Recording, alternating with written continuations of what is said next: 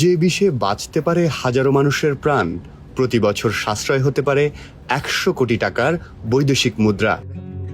সেই বহুমূল্যের সাপের বিষ নিয়েই এখন চরম বিপাকে এক উদ্যোক্তা। কাঁচামাল আছে, কিন্তু তা কেনার কোনো ক্রেতা নেই। পটুয়াখালীর আব্দুর রাজ্জাক বিশ্বাসের দীর্ঘ ২৬ বছরের রক্ত ঘাম করা স্বপ্ন কেন আটকে গেল ক্রেতা নেই এর জটিলতায়? জানবো সেই গল্প। ২০০০ সালে সৌদি আরব থেকে দেশে ফিরে নিজের সঞ্চয়ের টাকায় শুরু করেন বাংলাদেশ স্নেক ভেনম খামার। একে একে সংগ্রহ করেন কিং কোবরা, গোখরা, কালাচ, রাসেলস ভাইপার সহ ২৫০টিরও বেশি সাপ।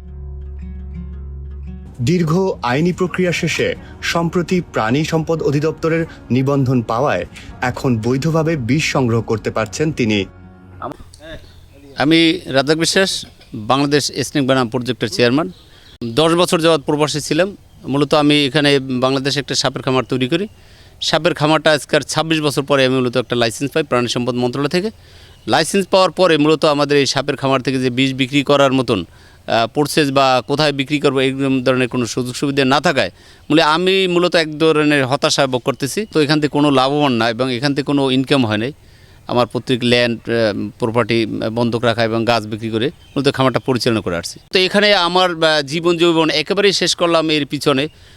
লাইসেন্স পাওয়ার পরও যদি বাংলাদেশ গভর্নমেন্টের সংশ্লিষ্ট কর্তৃপক্ষ যদি আমার সাপের বিষ বাজারজাত করার সুযোগ করে দেন, তাহলে আমি আমার এখানে যারা কর্মসংস্থানের আছে, সিএসসির জন্য লোক কাজ করে, তাদের ফ্যামিলির যে আর্থিক যে দুর্বলতা আছে এটা কাটাতে পারবে এবং আমি যে আর্থিকভাবে একেবারে অচল অবস্থা, আমি সেখান থেকে লাভবান হইতে পারবো এবং আমার খামারটা সুন্দরভাবে পরিচালনা করতে পারবো।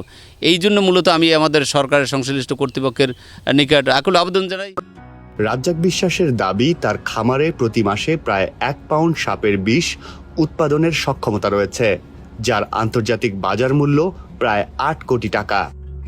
কিন্তু দেশের কোনো ওষুধ কোম্পানি এখনো সেই বিষ কিনছে না। আমি এই দীর্ঘ ২৬ বছর এই সাপের খামারে কাজ করি। মূলত আমার কাজ হইলো এক বাসার থেকে ফোন দেয় যে আমার বাসায় সাপ ঢুকছে, সেই সাপটা আমরা সংগ্রহ করিয়া খামারে জমা দেই। বাহিরেও কিছু টুকটাক কাজ করি, আর বেশিরভাগ সময় ফার্মে কাজ করি, সাংসারিক কাজও করি। তারপর মনে করেন আজকেও সকালে এক জায়গায় গেছিলাম, শিয়ালি, ওদিকে গেছিলাম একটা সাপের সন্ধান পাইতে, কিন্তু সাপটা ধরতে অনেক কষ্ট হয়েছে আমার, কিন্তু তারপর অনেক রিস্কের মাধ্যমে সাপটা ধরে নিয়ে আসছি। এইমাত্র একটু আগে আসিয়া খামারে সাপটা জমা দিছি। মনে করেন যে অনেক পরিশ্রম হয়েছে, কিন্তু মনে করেন যে সাপটা উদ্ধার করা হয়েছে। যেই বাসায় সাপ ঢুকছে ওনারা অনেক খুশি, ওনারা অনেক ভয়ভীতির ভিতরে ছিল। আসলে আমরা গ্রামগঞ্জে যাইয়া সাপ উদ্ধার করি। যখনই কোনো ঘরে সাপ ঢোকে তখনই আব্দুল রাজ্জাক ভাইয়ের কাছে ফোন দেয়, আমরা ওই নাম্বার নিয়ে চলে যাই। তারপর আমরা সাপ সংগ্রহ করে আমরা ফার্মে জমা দেই। আসলে এর পাশে আমাদের অন্য কোনো কর্ম আছে, কারণ অন্য যদি কর্ম আমরা না করি তাহলে তো আমাদের জীবিকা চলে না, কারণ যেহেতু আমাদের কোনো এখান থেকে কোনো ইনকাম নাই। এবং সাপ ধরাটা কিন্তু কৌশল, আর কিছুই না, এটা কৌশলের ব্যাপার। যদি কৌশল না জানে, কৌশল না শেখে, তারা কখনো সাপ ধরতে পারবে না। আমি মূলত তার ভিডিও দীর্ঘদিন দেখছিলাম, দেখার পরে আমি তার কাছে আসছি, এই কাজে জড়িত হয়েছি। প্রায় 2025 সালে আমি আসছিলাম। 25 সালে আসার পরে এখন পর্যন্ত আছি। এখন বর্তমানে 2টা কালাস আর ওই খয়া গোকরো এগুলো নিয়ে আসছি। আর মূলত আমাদের এলাকায় বর্তমানে ব্ল্যাক মাম্বা আছে। আমি একটা আটকে রাখতে পারি নাই, যেহেতু ওইটা রেজিস্টার দিয়ে বাসাজাত দেওয়া গেছিলো গিয়া। তো এরকমই মূলত দেখি যদি এটা কালেক্ট করতে পারি তাহলে কিছু একটা হবে।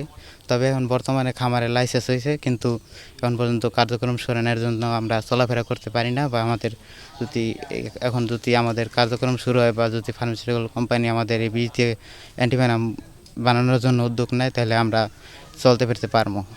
দীর্ঘদিন যাবৎ এই সাপের খামারের সাথে সংশ্লিষ্ট এবং এই দীর্ঘ 26 বছর পর এই আলহাজ রাজ্জাক বিশ্বাস সাহেব এই সাপের নিবন্ধন পেয়েছেন। আমরা অত্যন্ত খুশি, কিন্তু এখন পর্যন্ত বিষ প্রক্রিয়াধীন এখন পর্যন্ত হয় নাই এবং বিষ বিক্রি বাজারজাত করতে পারতেছে না। এবং আমরা কি দিয়ে যে আমরা আমাদের সংসার এবং আমরা চলাফেরা করতে খুব অসুবিধা, আমরা খুব অতি কষ্টে আছি।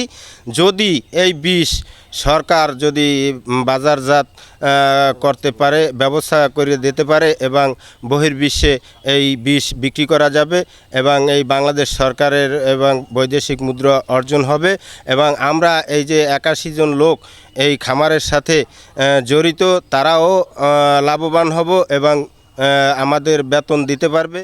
কারণ তারা শুধু পরিশোধিত বিষ সংগ্রহ করে, আর সেই প্রক্রিয়াজাতকরণের অনুমতি এখনো পাননি তিনি। খামার চালাতে প্রতিদিন প্রায় 3000 টাকা খরচ হচ্ছে, মাসে ব্যয় প্রায় 1 লাখ টাকা। নিজের সঞ্চয় শেষ করার পাশাপাশি পৈতৃক সম্পত্তিও বন্ধক রাখতে হয়েছে তাকে, তবু স্বপ্ন ছাড়েননি। স্বাস্থ্য অধিদপ্তরের গবেষণা বলছে, বাংলাদেশে প্রতি বছর প্রায় 4,03,000 মানুষ সাপের কামড়ের শিকার হন। এর মধ্যে 7,511 জনের মৃত্যু হয়। বিশেষজ্ঞদের মতে, দেশে অ্যান্টিভেনম উৎপাদন শুরু হলে প্রাণহানি কমানোর পাশাপাশি প্রতি বছর প্রায় 100 কোটি টাকার বৈদেশিক মুদ্রা সাশ্রয় করা সম্ভব।